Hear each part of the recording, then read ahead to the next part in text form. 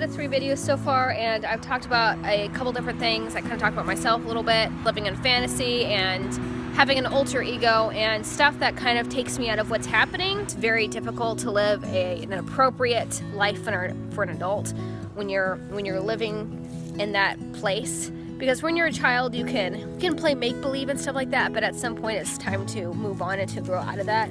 And it sounds harsh, and it almost sounds kind of silly that anyone my age or your age would do that, but it's common, and that's something that you definitely want to be aware of. And I talked about self-reflection and being willing to learn things about yourself that you don't really want to know about. Today I wanted to talk about feelings, and the reason why I want to talk about feelings is because the reason why a lot of us live in fantasy world or have social anxiety or have these alter egos is because the idea of dealing with our feelings seems too much, feels too impossible.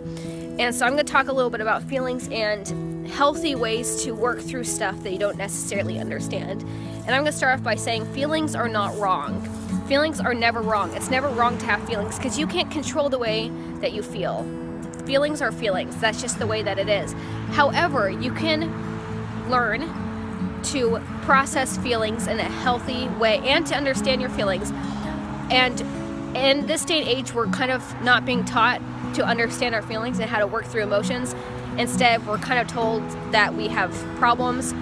Oh, well, you're just depressed. Oh, well, you just have social anxiety. And we're kind of being conditioned to think that way. Oh, well, I just have social anxiety, and that's the beginning of it. Take some pills or whatever.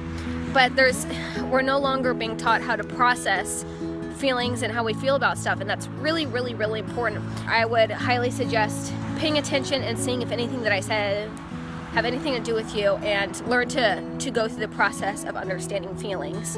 And like I said, feelings are never wrong, but sometimes when we don't know what's happening or why we feel certain ways, that we can feel guilty or we get angry, and feelings are not wrong, but the things that we do with the feelings can be wrong, like a little hair sticking out.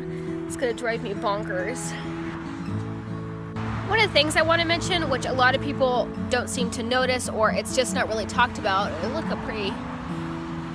is that we are capable of having more than one feeling at once. And of course you're like, well, obviously I know that, but it's very difficult for people to almost wrap their brain around that. And the reason why I really thought about that is because I don't know if anyone has seen the Peter Pan play, but in that there's a part of it where they talk about Tinkerbell, and it says how Tinkerbell is so small that she can only feel one thing at once. For example, is if there's someone at work that they did something once and you didn't really like it, then now you kind of think that you don't like this person at work. They can never be helpful, they can never be nice, they can never be funny because they did this thing, and your first impression of them is, I don't like them. They're rude. They're obnoxious. They're self-righteous. And that's it. That's the end. That's the beginning, and that's the end of it. But that shouldn't be the beginning and the end of it, because you're capable of having more than one emotion. Let me tell you. And so, for example, say that there's someone, and there is someone at work that I have had disagreements about, but that doesn't mean that that person can't say something and I won't think that they're funny, or that I won't think that one of the customers is being rude to them. Because if I suddenly feel bias against them because of this thing they did or a disagreement, then that kind of makes me ignorant, and that way of thinking really, really breeds self-righteousness and ignorance and is divisive.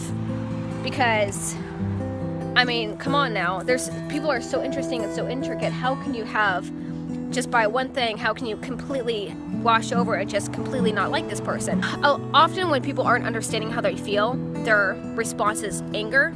And so say you have a sibling or a girlfriend or boyfriend that you really, really care about, and then they did something that kind of upset you. Because you care about them, doing something to you that feels like a betrayal is so much worse than saying some person at work that you don't really care about doing this same thing. It might be small in one aspect and really big in the other aspect. And that's because you love them. And so when this person does something to you, it's not like, oh, I hate them. It's that you feel upset and you feel attacked because of how much you love them. And so you can feel both upset with them and you can really love them. You see what I'm saying? And when that happens, I see a lot of people also jumping right to guilt. Oh, I feel guilty now. And they're not understanding that they're feeling guilty, and they're thinking, this person must be making me feel this way, and they feel more angry because they're not understanding that one of their feelings is actually guilt, because you didn't want to be upset with them, or maybe you overreacted. And so now all these other things building up and stacking on top of each other, and it feels chaotic and uncontrollable and confusing, because starting off not being able to understand how you feel, suddenly all these things are building off of that. They did something I didn't like, and I was more upset than I should have been because I care about them and I love them. So I overreacted, and then I felt guilty, but instead of understanding that I felt guilty, my guilt turned to anger and maybe even a little bit of entitlement or self-righteousness because I don't want to have to deal with that guilt. And then now I'm more mad at them because they've made me feel this way. And huge problems can be created off of these really small, teeny tiny instances because of how intricate we are and how intricate our feelings are. And like I said before, feelings are not wrong. However, they can have a lot more control over you and have very negative impacts on you and the people that you care about. For example, if you have a really hard time falling asleep at night, unless you're like watching TV or texting or daydreaming like I used to do or what have you, that probably means that you're scared to be alone with your own brain because you have so many unresolved feelings that you don't really understand, that it just feels like they're gonna take over, overwhelm, and destroy you. And a lot of people but they just feel like, without even realizing it, that if they were to be left alone with their thoughts, that they will just die. I don't mean like commit suicide or anything like that. I mean like they'll just die, like their feelings will kill them. And it feels extremely overwhelming and horrible, which is why we don't go through the process of understanding each thing that we feel and working through them, because even thinking about having to feel bad, we don't want to have to feel bad. We don't want to have to feel convicted. We don't want to have to feel guilty. We don't want to have to self-reflect. It would be so much better and so much easier if the other person would actually just change. And that's a huge problem. And that's a huge problem right now because we have a lot of people who are really upset and everyone's waiting for the other person to shut up and listen and to change.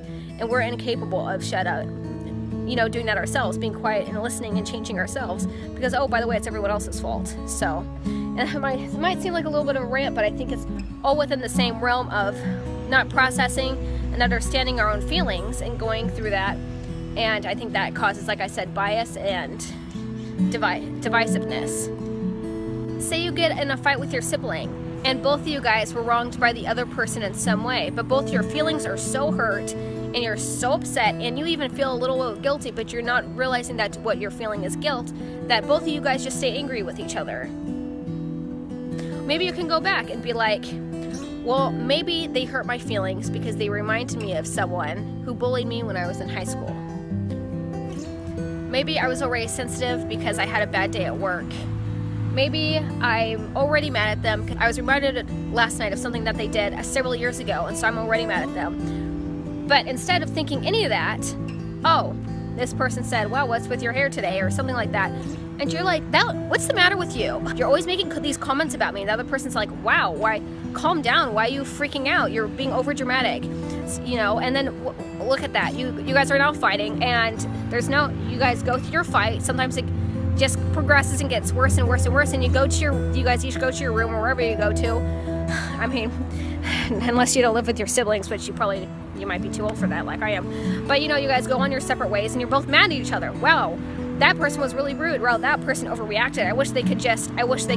And then you just stay mad at each other, and then that just kind of stays there. So, but instead, if that person says, what's with your hair today, you can think, psh, well, that hurt my feelings. But instead of be like, oh, it actually wasn't that big of a deal. I think I'm kind of sensitive today because someone made like a comment about me at work, and that's still kind of in my head.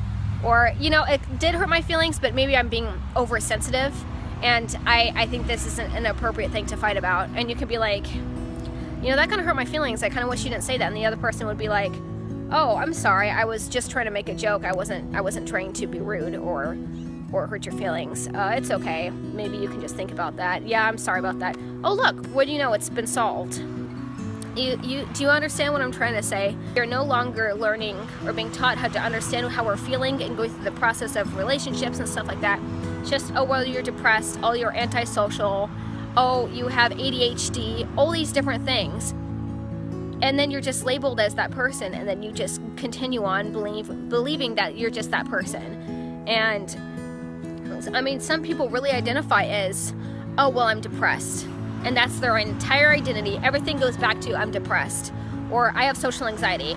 You know, they have problems with someone at work, stuff like that. Oh, well, I have social anxiety. It always goes back to that because that's how you identify yourself. But, you know, that's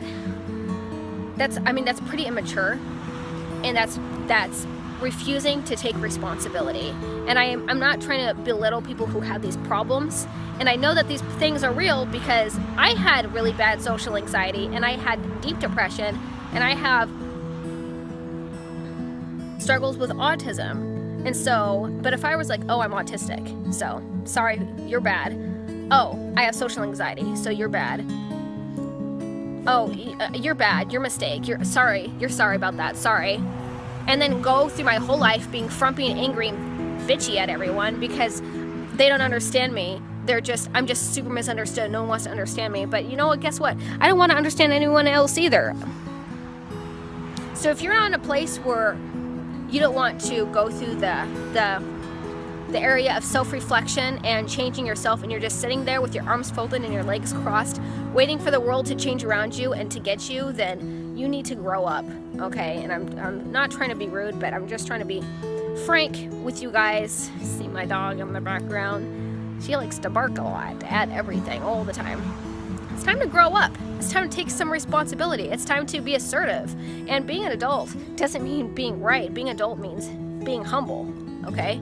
Being humble and being able to look at yourself in a very calm, understanding way. So and this is a very small little tidbit about feelings, but I will probably talk more about it in the future, but this is just like the tip of the iceberg, because feelings are a big deal, and they are very hard to understand, and I totally get that. But let yourself lay in bed, and without doing anything, because I know life can be hard, without doing anything, just let yourself lay in bed and think about all these things that you don't want to think about, and start to go through the process of understanding your feelings and really embrace truth. Don't embrace what's the most comfortable, because what's the most comfortable for everyone is that no one individually has any problems.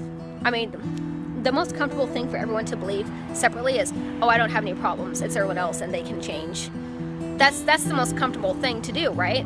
That's easy. So don't do what's comfortable, do what's right. And in the end, it'll be a lot more rewarding. And you can look back and be like, wow, look how much I've changed. My relationships are a lot more healthy, and I feel better, I feel healthy, and spiritual health or whatever really, really changes your physical life. It freaking does. So that's my advice. Good luck. I believe in you guys. I know it's hard, but I believe in you. You can do it. Woo-hoo-hoo. Yeah.